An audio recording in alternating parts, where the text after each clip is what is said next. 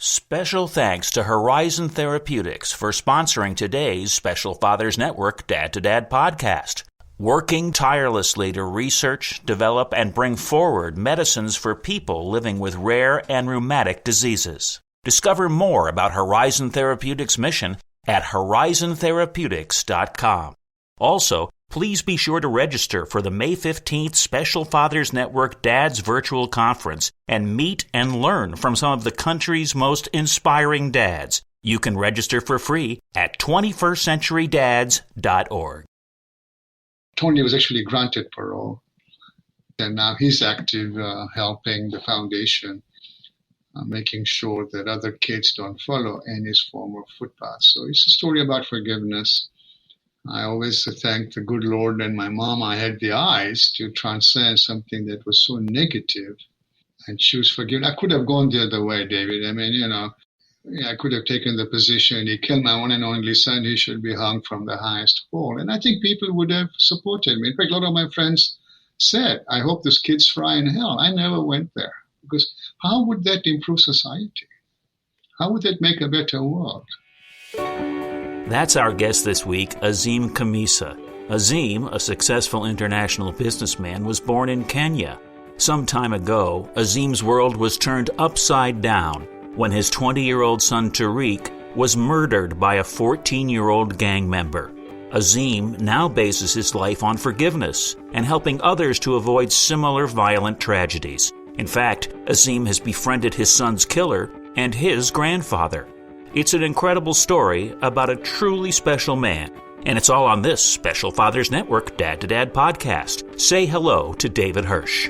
Hi, and thanks for listening to the Dad to Dad podcast, Fathers Mentoring Fathers of Children with Special Needs, presented by the Special Fathers Network. The Special Fathers Network is a dad-to-dad mentoring program for fathers raising children with special needs.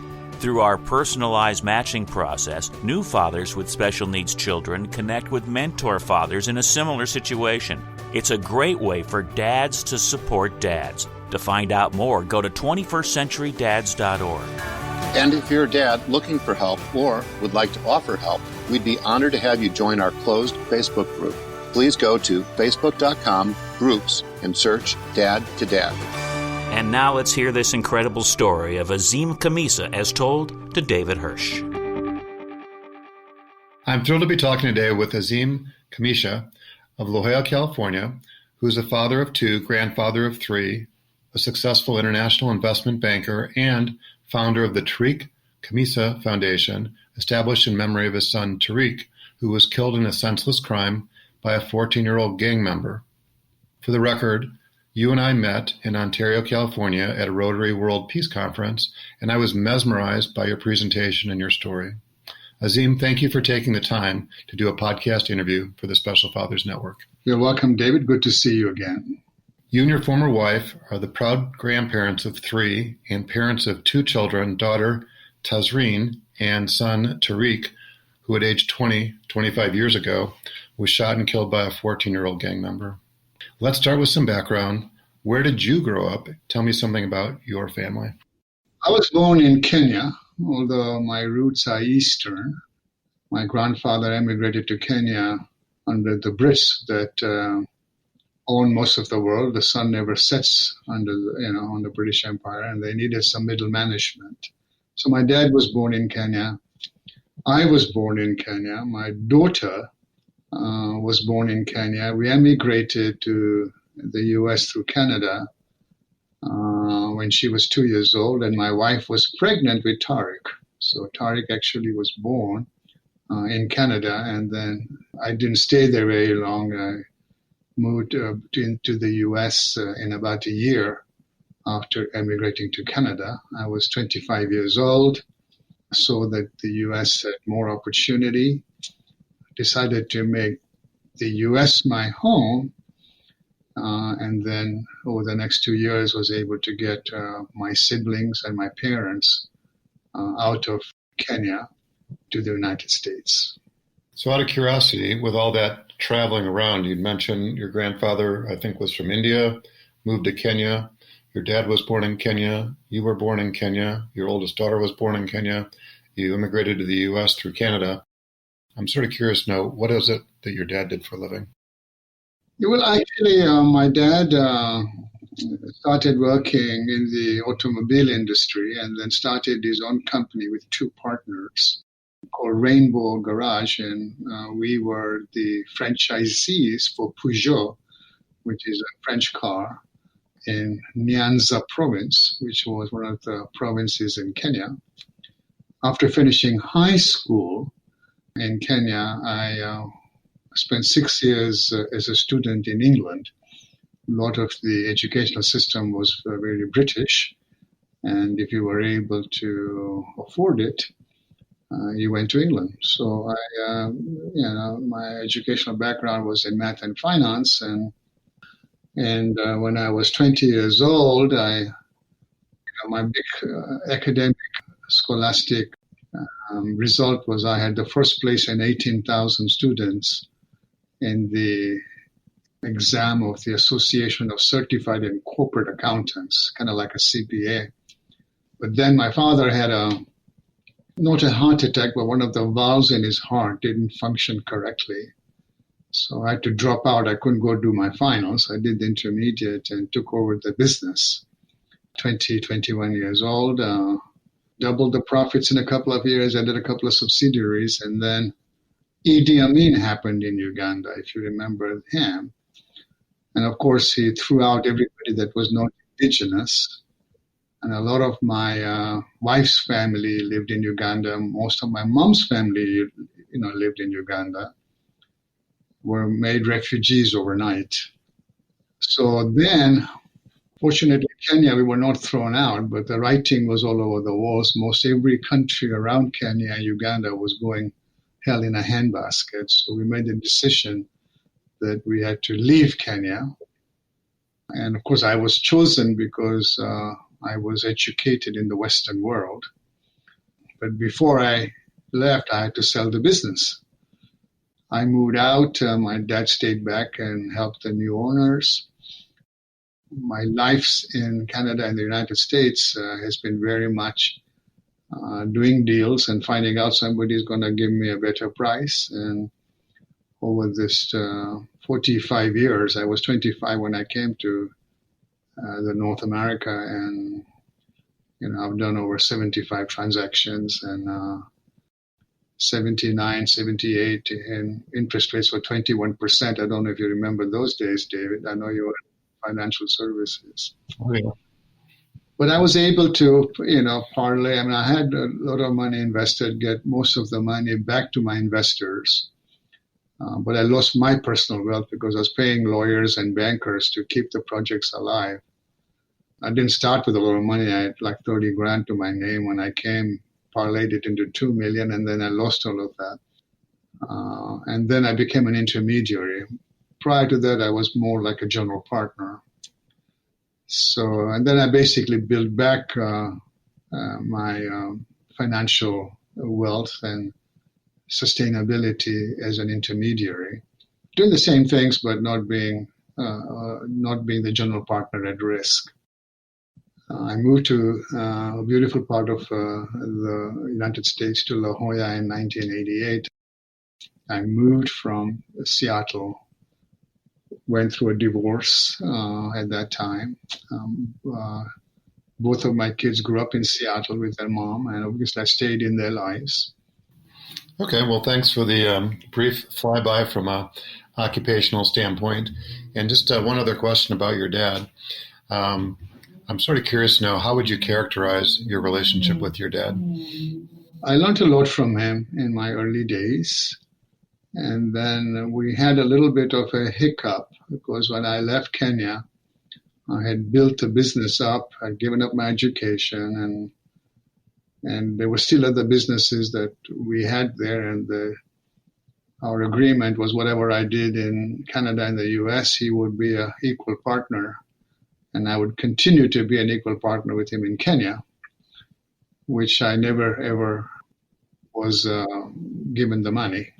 And I know when I left, although we sold the main business, we still had 2 or 3 other businesses that were making money. Of course, I gave him the share of my profits in Canada. So that was not a good time, David.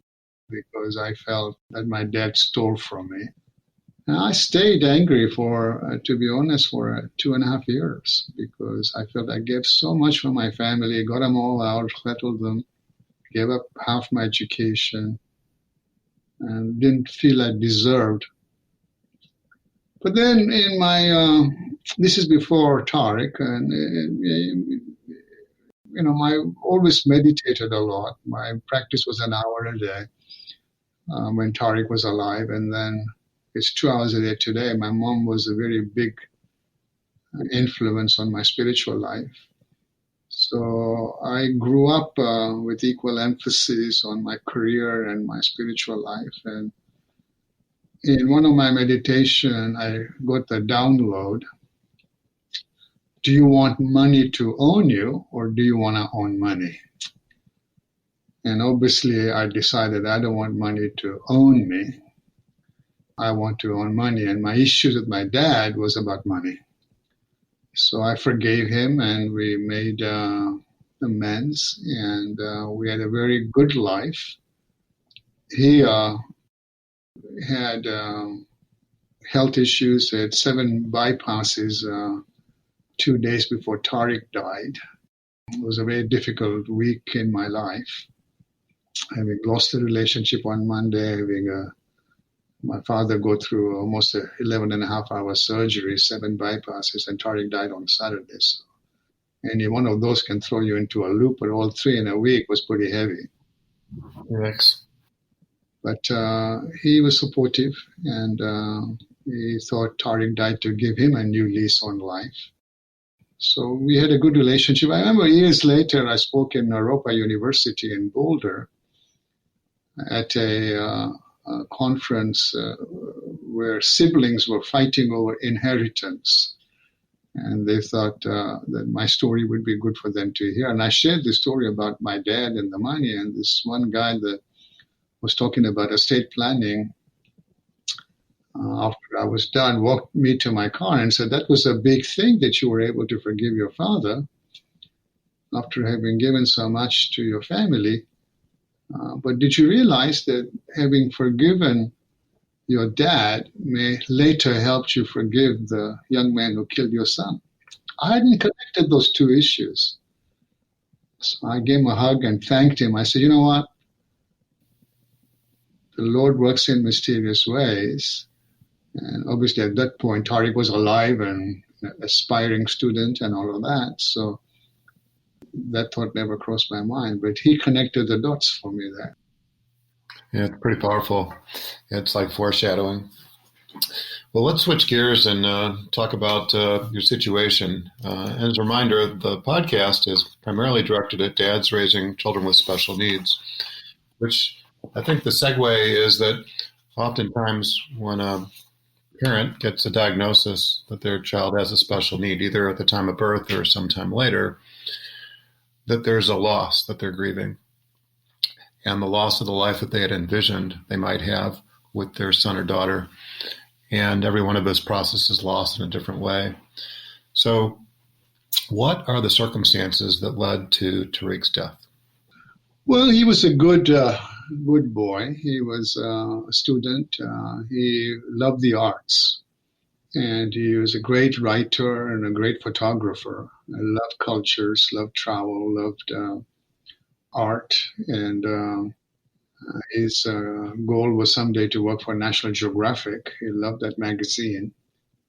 He was a good, kind, generous, great sense of humor. Engaged to a beautiful girl, Jennifer, and worked as a pizza delivery man on Fridays and Saturdays.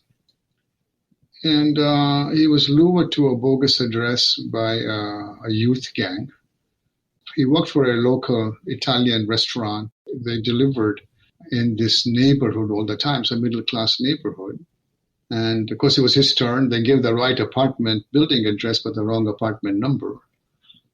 And of course, he knocked on many doors, found out nobody ordered the pizzas. He came back to the car, put the pizzas in the trunk of his car, climbed into the driver's side seat as he's about to back his car from the driveway.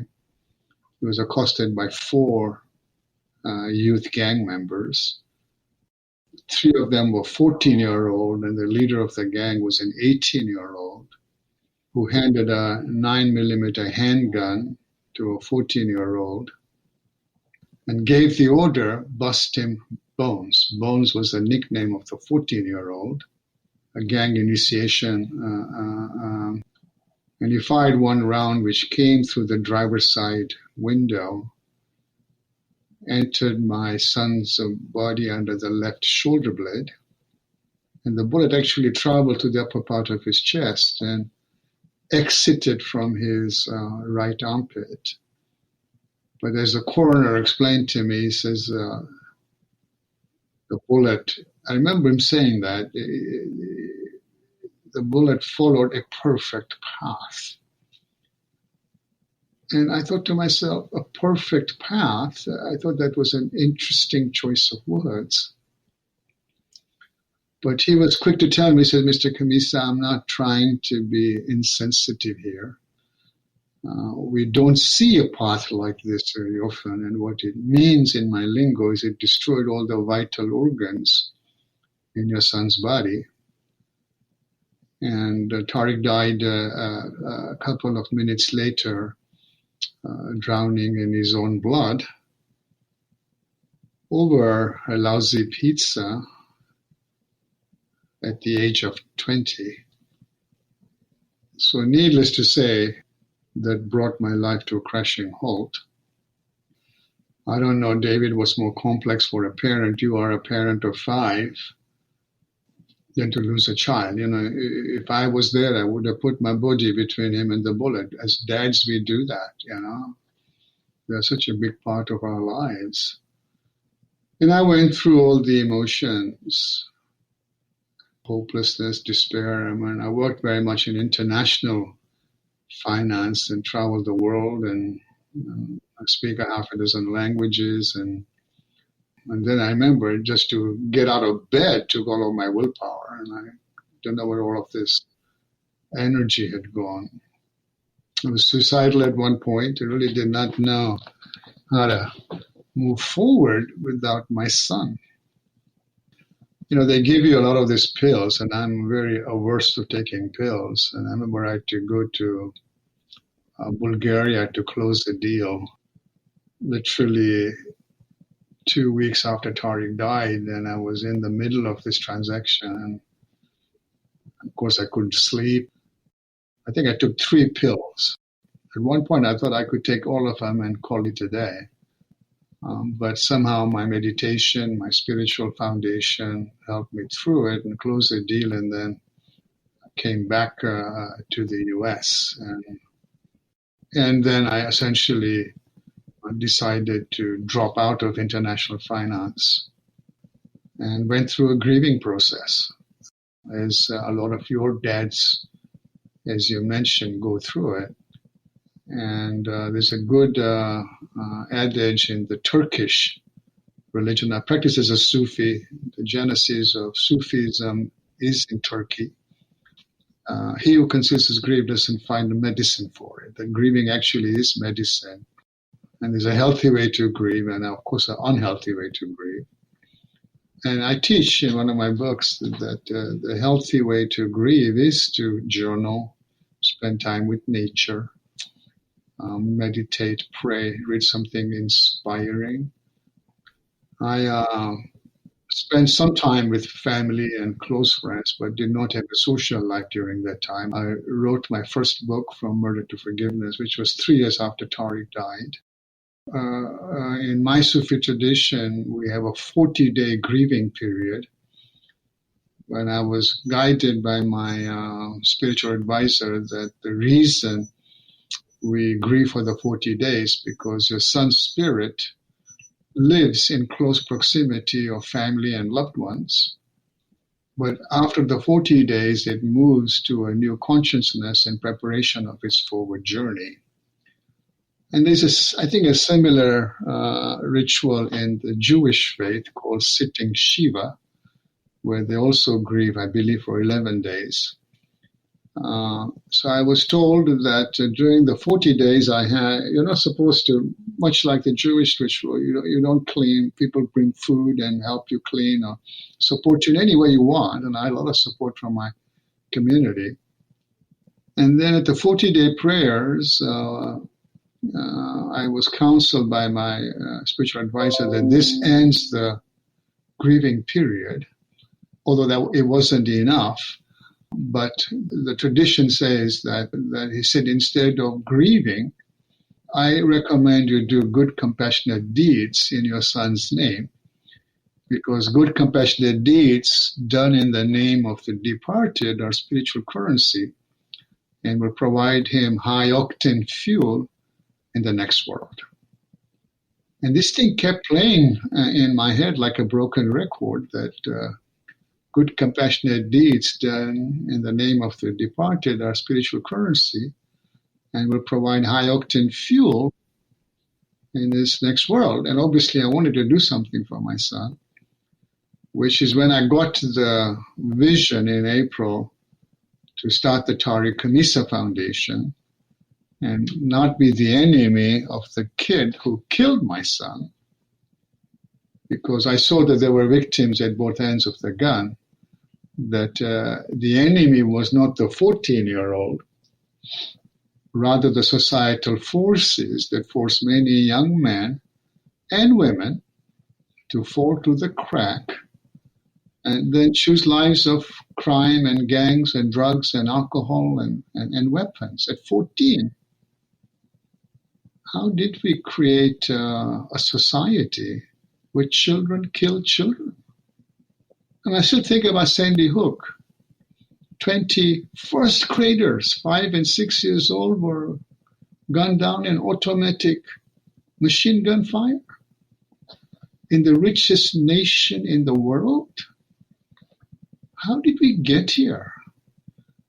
So what was playing in my head is that the real culprit was the societal forces, the peer pressure, that at 14 they shouldn't be playing with guns, they should be playing with toys.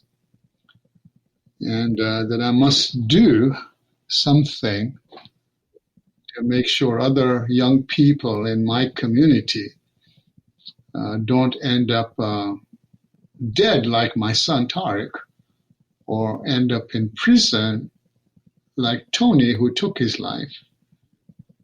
And I started the Tariq Khamisa with the mandate of stopping kids from killing kids by breaking the cycle of youth violence. And we essentially had 3 goals. First was to save lives of children, because, as you know, we lose so many on a daily basis, probably 1 every hour and a half to 2. Our second mandate was to empower the right choices so kids don't fall through the crack and then choose lives of crime and gangs and drugs and alcohol. And third, to teach the principles of nonviolence, of accountability, of empathy, of compassion, of forgiveness, and of a commitment to become peacemakers and peace builders. Because we're not going to wake up one day and find the world is at peace. We all have to proactively work at it.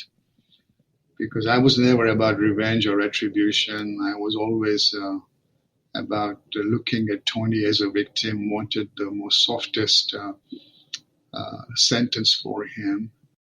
I believe, though, that wasn't Tony the youngest or one of the youngest individuals as a minor to be tried as an adult? Wasn't that sort of an interesting twist to the story? Yeah, that is correct. You know, the rule was you had to be 16 and over to be tried as an adult. They dropped that age from 16 to 14 on January 1st, 1995, and this tragedy happened 3 weeks later. So you're right, he was the first 14-year-old, a lot of media around it. Of course, they reversed that now, as of January 1st of this year, back to 16, which is more humane because, you know, incarcerating a 14-year-old for life, I mean, how humane is that? Fortunately, we supported Tony. I forgave him and invited his grandfather to join me. And after my first meeting, I asked the district attorney to introduce me to his grandfather and guardian. And we met soon after. And then at my second meeting, the grandfather was there and spoke very passionately about his commitment to the mandate of the Tariq Khamisa Foundation. And here we are 25 years later. We are celebrating our 25th anniversary. We've created a safe school model, which has 4 different programs for kids. And we are successfully keeping kids away from crime and gangs and drugs and alcohol, cutting suspensions, teaching these important soft values of nonviolence. And it's been a big part of my ministry and the grandfather. And Tony now is 40, and his parole hearing was in November of last year. And of course, I was there advocating for his parole, as was my daughter, who is the executive director of the Tariq Khamisa Foundation. Incidentally, her degree is in sociology, and her emphasis was juvenile delinquents. And when she graduated, Tariq was alive. So again, you see another way how the Lord works in mysterious ways. And I'm very proud of her. She's been a very good leader. So she was there with me advocating for parole. And the commissioner said to both of us that in 35 years, he's never had the victim's father and sister advocate for the offender's parole. And so Tony was actually granted parole. And now he's active helping the foundation, making sure that other kids don't follow any form of footpath. So it's a story about forgiveness. And I always thank the good Lord and my mom. I had the eyes to transcend something that was so negative and choose forgiveness. I could have gone the other way, David. I mean, I could have taken the position, he killed my one and only son, he should be hung from the highest pole. And I think people would have supported me. In fact, a lot of my friends said, I hope this kid's fry in hell. I never went there. Because how would that improve society? How would that make a better world?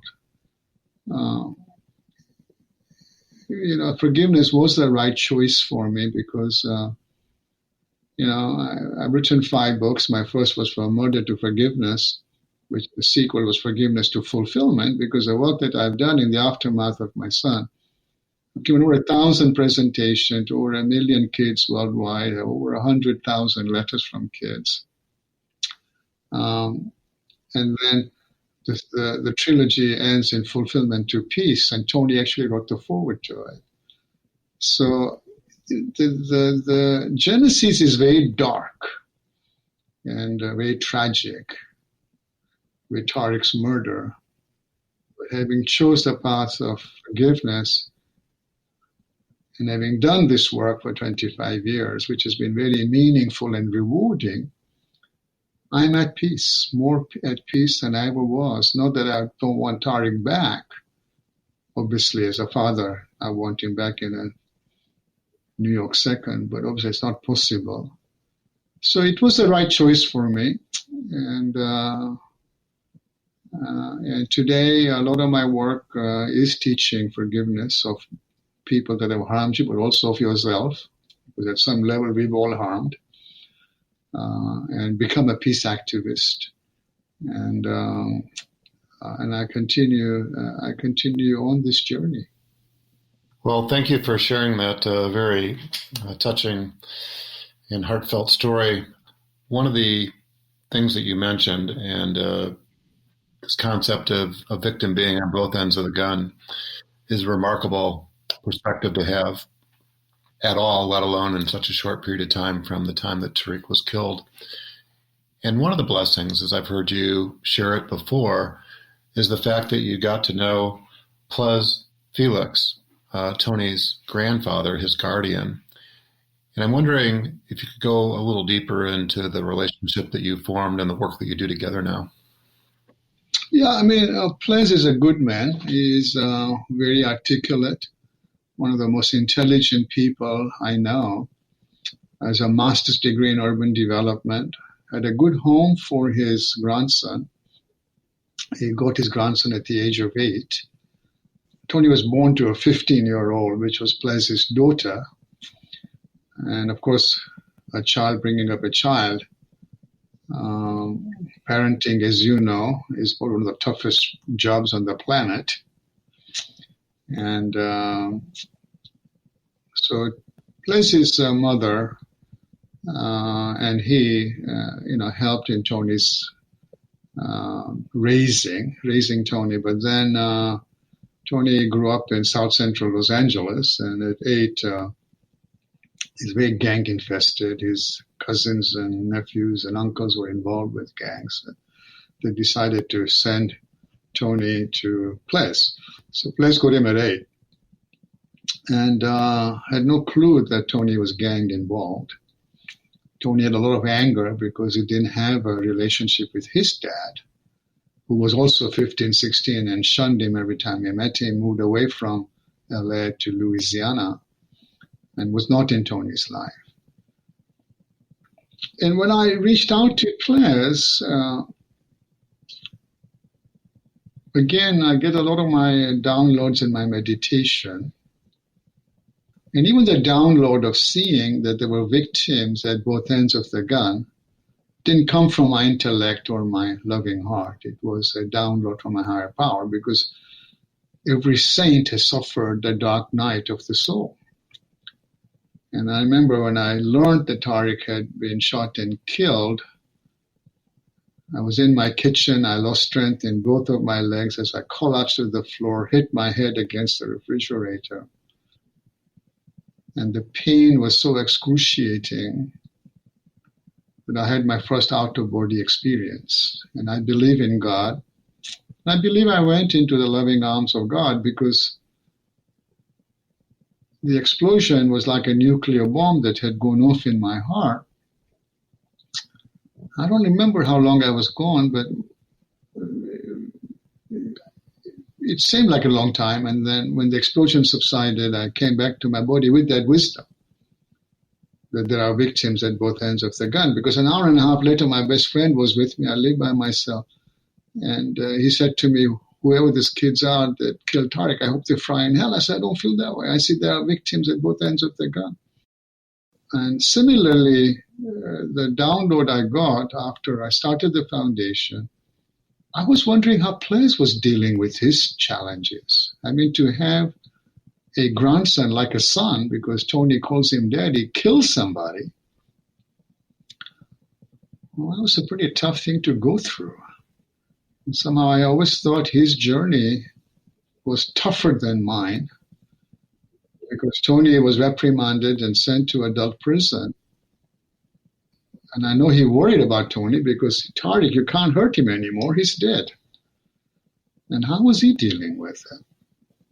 So I met Plez in the public defender's office, and I told him, I'm not here really screaming resentment, revenge, because your grandson killed my son. I really see we both lost a son. I've started this foundation. I can't bring Tariq back. And there's nothing you can do to get Tony out of prison. And this is a big job to stop kids from killing kids. And one thing you and I can do is to make sure other parents don't have to go through what you and I have done, right? I mean, we have to make sure other young ones don't end up dead like my son, or end up in prison like Tony. And that's the mission of the foundation. The reason I'm here is to ask for your help, because I can't do this by myself. It's a big job. And it behooves us to work together, because it was your grandson that took the life of my son. Will you help me? Of course, he was very quick to take my hand of forgiveness. And, he's a Baptist from the South. And he said, as soon as I found out Tony killed your son, I went into the prayer closet, praying that I have an opportunity to meet you. So thank you for reaching out to me. I want to express my condolences to you and your family for your loss. And absolutely, I will help you. And he has been there by my side for 25 years. He's as passionate, David, as I am about the foundation. He's articulate. He knows the ropes. He's African-American, although I kid about that. I was telling him I was born in Kenya. Let's get this straight. I'm the African-American in this group, not you. Yeah, well, I also know that you think of yourselves as brothers, right? Connected by this terrible tragedy. And you actually gave a TED Talk together. Yes, yes, yeah, we are very close. There's nothing this man won't do for me, and vice versa. I mean, we have this bond, and you can actually tell. Maybe the TED Talk is a good way to tell it, but when we show up in schools together, we introduce this man's grandson killed this man's son, and the kids are, it's a spellbound. And middle school, there's no fidgeting going on, and they've never seen this. You can feel the love is very palpable. The love that we have, the love and the respect and the trust we have for each other is palpable. We don't have to say anything. We just have to just sit there and have that image, and I think it would do what it needs to do. But it just happens he's a great speaker, tells his story very well, and is very passionate about kids and knows the streets much better than I do. I've learned a lot about the plight of African Americans in our country. All of this, like he cuts out, he reads the New York Times and he cuts out all of these articles for me and recommends books for me to read. And, I just really value our friendship. There are no words that can express the loss of a child. And here's Ples Felix from the TED Talk he and Azim Khamisa gave in 2017. At my understanding that my grandson was responsible for the murder of this human being, I went to the prayer closet, like I was taught by my old folks, and began to pray and meditate. The one thing that Mr. Khamisa and I have in common, and we didn't know this besides being wonderful human beings, is that we both meditate. It was very helpful for me because it offered me an opportunity to seek guidance and clarity about how I wanted to be of support of this man and his family in this loss.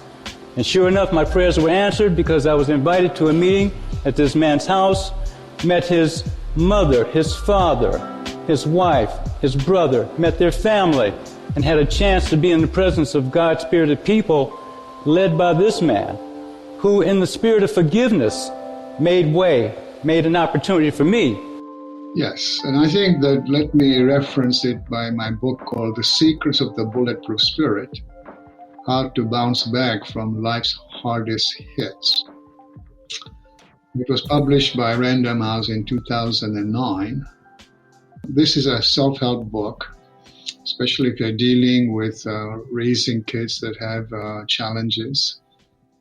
And the basic concept of the book is to look and understand that in life you're going to get challenges your intellect will not solve. But there are no problems, and let me underscore that, no problems or challenges that you're going to get in your life that your spirit cannot solve or heal. But you need the spiritual connection, the spiritual foundation. And I teach this work, I coined the word cellular, which is a play on the word, we are billions of cells, but we also have a soul. There are no problems that your soul cannot heal or solve. I think I'm a good example of that. So the work that I do is at a very deep level. It's beyond cognitive and emotional. It's at that cellular level. And this book will teach you how to become more spiritually resilient. It's a good book for people that are trying to bounce back from being, given the short end of the stick, to bounce back from a hard hit. We all get hard hits, but to understand that there is a meaning in these hard hits. There's a spiritual bullion in these hard hits. And I look back at my own life that I was able to find purpose in my tragedy, and it's been an amazing journey. The Lord works in mysterious ways, Yeah, well, you're a remarkable mentor. And we're thrilled to have you as part of the Special Fathers Network as just one of the dads who's involved in making themselves available, either through your words or the work that you do through the Tariq Khamisa Foundation. So is there anything else you'd like to say before we wrap up? No, I think that you covered the journey very well. Let me just end with a quote that I normally end my talks with. which I think kind of captures where I am today and where I hope that other people in the world can get to. That sustained goodwill creates friendship. Sustained friendship creates empathy. Sustained empathy creates compassion. Sustained compassion creates peace. But people ask me, how do you extend goodwill to the child who killed your son? I said, you do that through forgiveness. It worked for me and my family. It worked for him and his family. It can work for whoever is listening and their family. Sure enough, it can work for Israel and Palestine, North and South Korea, Iraq, Afghanistan, Syria. It can work for the US of A. So let me leave you with the thought that peace is possible. How do I know that? Because I am at peace. Thank you, David, for having me on your program. Yeah, well, thank you again. If somebody wants to learn more about the Tariq Khamisa Foundation, the Safe Schools model, or just to contact you, how would they go about doing that? Well, we have a very robust website, TKF, Tariq Khamisa Foundation, tkf.org. And the Safe School model is described there. We're not fully online, but we will be this time next year, and we can offer it to any place in the world, really, with internet. And then I also have my personal website, which is azimkhamisa.com, where you can learn about my work and the peace activism. All my books are there. The TED Talk is there. I do a monthly newsletter. People can subscribe for free, and they can contact me there. Azim at tkf.org or Azim at azimkhamisa.com. Those are both the good emails. Excellent. Azim, thank you for taking the time and many insights. As a reminder, Azim is just one of the dads who's part of the Special Fathers Network, a mentoring program for fathers raising a child with special needs. If you'd like to be a mentor father or are seeking advice from a mentor father with a similar situation to your own, please go to 21stcenturydads.org. Thank you for listening to the latest episode of the Special Fathers Network Dad to Dad podcast. I hope you enjoyed the conversation as much as I did. As you probably know, the 21st Century Dads Foundation is a 501c3 not-for-profit organization, which means we need your help to keep our content free to all concerned. Would you please consider making a tax-deductible contribution? I would really appreciate your support. Azim, thanks again. Welcome, David. Good to see you again. And thank you for listening to the Dad to Dad podcast, presented by the Special Fathers Network. The Special Fathers Network is a dad-to-dad mentoring program for fathers raising children with special needs. Through our personalized matching process, new fathers with special needs children connect with mentor fathers in a similar situation. It's a great way for fathers to support fathers. Go to 21stcenturydads.org. And if you're a dad looking for help or would like to offer help, we would be honored to have you join our closed Facebook group. Please go to facebook.com/groups and search Dad to Dad. Also, please be sure to register for the Special Fathers Network bi-weekly Zoom calls held on the first and third Tuesdays of every month. Lastly, we're always looking to share interesting stories. If you'd like to share your story or know of a compelling story, please send an email to david@21stcenturydads.org. The Dad to Dad podcast was produced by Couch Audio for the Special Fathers Network. Thanks again to Horizon Therapeutics, who believe that science and compassion must work together to transform lives. That's why they work tirelessly to research, develop, and bring forward medicines for people living with rare and rheumatic diseases. Discover more about Horizon Therapeutics at horizontherapeutics.com.